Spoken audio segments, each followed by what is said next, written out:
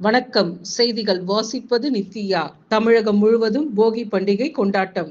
தமிழகம் முழுவதும் போகி பண்டிகையை பொதுமக்கள் அதிகாலை முதல் கொண்டாடி வருகின்றனர். பழையன கழிதலும் புதியன புகுதலும் என்பதற்கு ஏற்றாற் போல பழையவற்றை எரித்து கொண்டாட்டம். சபரிமலையில் நாளை மகர ஜோதி ஏற்பாடுகள் தீவிரம். சபரிமலையில் நாளை நடைபெறும் மகர ஜோதி தரிசனத்திற்காக முன்னேற்பாடுகள் தீவிரம். கூட்ட நெரிசலை தவிர்க்க பாதுகாப்பு ஏற்பாடுகளில் கூடுதல் கவனம். இன்றும் நாளையும் ஆன்லைனில் புக் செய்த பக்தர்களுக்கு மட்டுமே அனுமதி.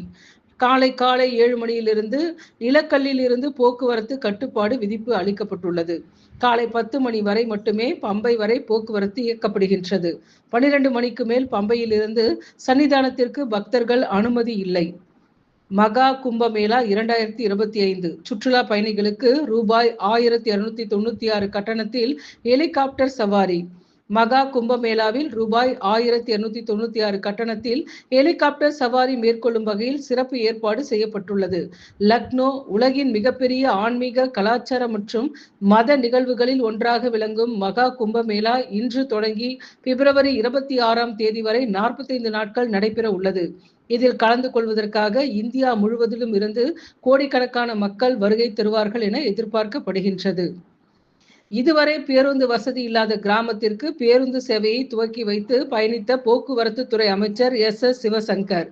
அரியலூர் மாவட்டம் திருமானூர் ஒன்றியம் மேலராமநல்லூர் கிராமத்திற்கு மகளிர் விடியல் பயண பேருந்து உள்ளிட்ட 2 பேருந்து சேவைகளை துவக்கி வைத்தார் அமைச்சர் எஸ். சிவசங்கர்.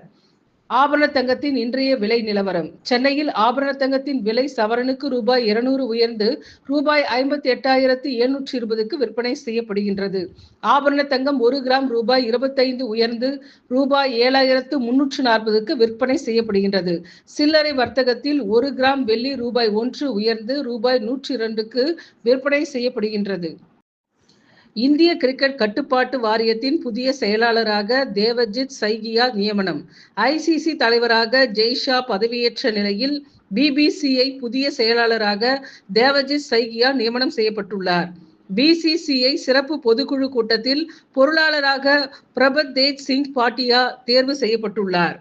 துபாய் கார் பந்தயம். நடிகர் அஜித் குமார் அணிக்கு 3ஆம் இடம். துபாயில் நடைபெறும் கார் பந்தயத்தில் நடிகர் அஜித் குமாரின் அணி 3வது இடத்தை பிடித்தது. துபாயில் பறந்த இந்திய கொடி. தனது அணி வெற்றி பெற்றதும் தேசிய கொடியுடன் மகிழ்ச்சியை கொண்டாடிய அஜித் குமார்.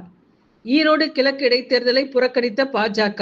ஈரோடு கிழக்கு இடைத்தேர்தலை புறக்கணிப்பதாக தேசிய ஜனநாயக கூட்டணி அறிவிப்பு.